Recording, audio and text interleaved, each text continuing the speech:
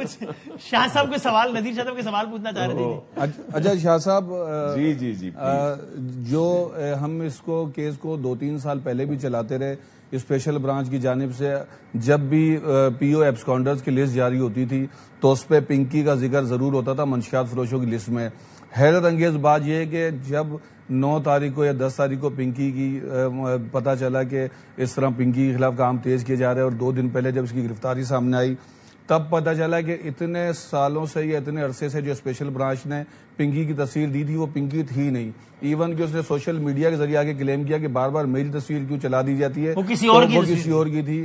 اور وہ اس پہ سیکنڈ یہ کہ جب کل وفاقی سول حساس ادارے کی نشاندہی پر جب یہ پرسوں گارڈن پولیس نے کارروائی کی تو وہاں سے جو مواد برآمد ہوا 1200 گرام سے زائد کوکین، اس کے علاوہ 15 انڈے جو ایگز تھے کوکین کے، اس کے اندر 22 سے 23 گرام ایک انڈے میں ہوتا ہے.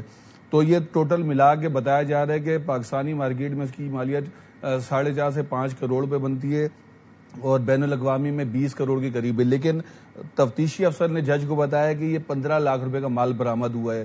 پسٹل بھی اس سے برآمد ہوئی.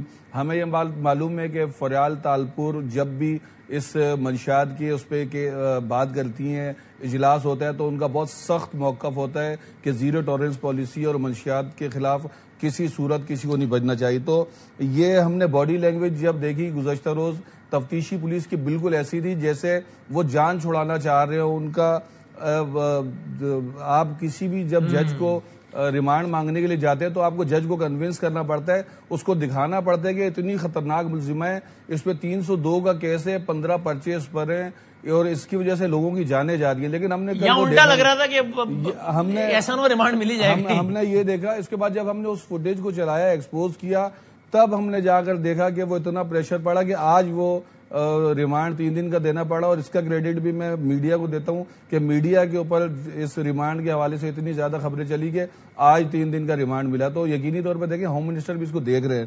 تو آپ اس کو کس نظر سے دیکھتے ہیں کہ اسپیشل برانچ کو اپنا ڈیٹا کیا درست کرنا چاہیے؟ کیا صرف پنکی کی تصویر ان کے پاس غلط ہے یا اور بھی ایبسکانڈرز کی غلط ہے؟ اس میں میں خالی خلاصہ کر دوں، میرا جواب دیجیے گا. اس کا میں تو یہ خلاصہ نکالتا ہوں کہ یہ شاید کوئی غلطی نہ ہو، یہ اگین کہیں نہ کہیں یہ تو طے ہے نا کہ لوگ کمپرومائز تو ہے نا، تبھی تو اتنا کانفیڈنس اس کو کہ کوئی میرا خود نہیں بگاڑ سکتا، اور واقعی نہیں بگاڑا اتنے سالوں تک.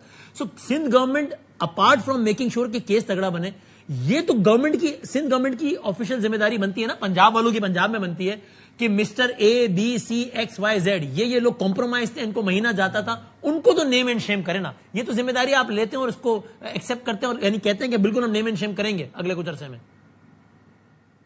جی بالکل ایسا ہی ہے. جیسے میں نے آپ سے کہا تھا کہ پریزیڈنٹ صاحب نے اسپیشلی اس پہ میٹنگ کی تھی اور اس میں چیئرمین صاحب بھی آن بورڈ ہیں، ہمارے چیف منسٹر صاحب اور ہماری ادی فریال تالپور صاحبہ نے بھی اس پر متحد دفعہ جو ہے میٹنگز کی ہیں، اور اس پہ زیرو ٹالرنس ہے.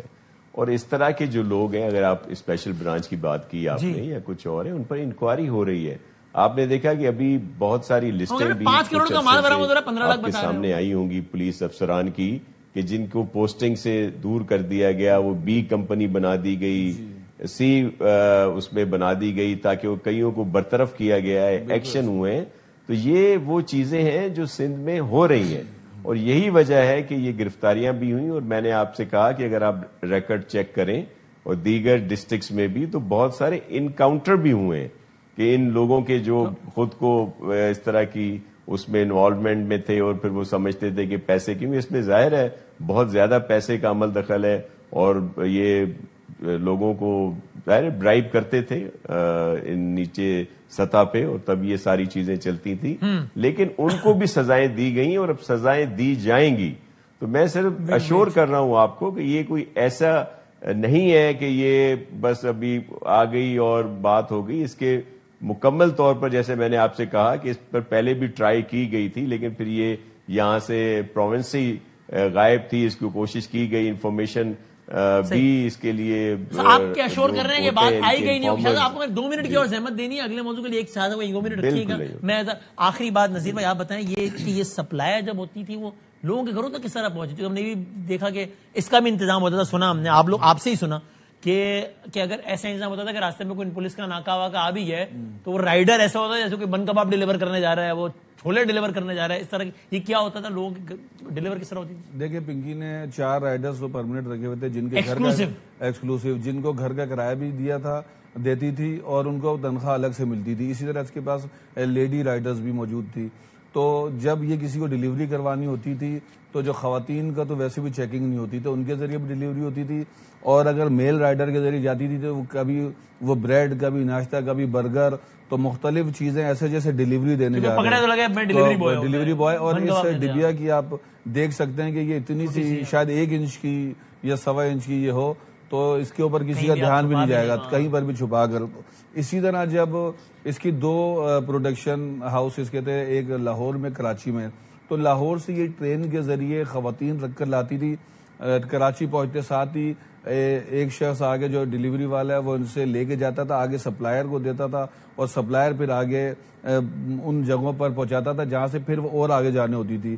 اس نے نظام ایسا بنا کے رکھا تھا کہ اس کے پاس آرڈر صرف اسی کے پاس آتے تھے, لیکن جاتے وہ پورے جو ہے نا جیسے ٹری بنتا ہے کہ, اور آپ بلیو کریں ہمارے شاید پاکستان کی جو کوریئر سروس ہے وہ اتنی جلدی آپ کے گھر تک نہیں پہنچائے گی جتنا ٹائم پر اس کی چیز پہنچتی تھی. اور اس کا ایک سلوگن کا یہ اپنے سلوگن کا مان بھی رکھتی تھی, اگر آپ کو اس کے مال استعمال کرنے کے بعد سر میں درد ہو یا کچھ بھی ہو, یہ ودن منٹ آپ کے پورا اماؤنٹ آپ کے اکاؤنٹ میں ٹرانسفر کر دیتی تھی. تو اس نے ایک اپنا امپائر بنایا ہوا تھا اور وہ اس کے اوپر بہت فخری انداز میں کہتی تھی کہ میں تو یہ خدائی خدمت گزاری کر رہی ہوں کہ میں اتنی ہائی کوالٹی کا مال بنا رہی ہوں کہ اس سے کوئی مرے گا نہیں.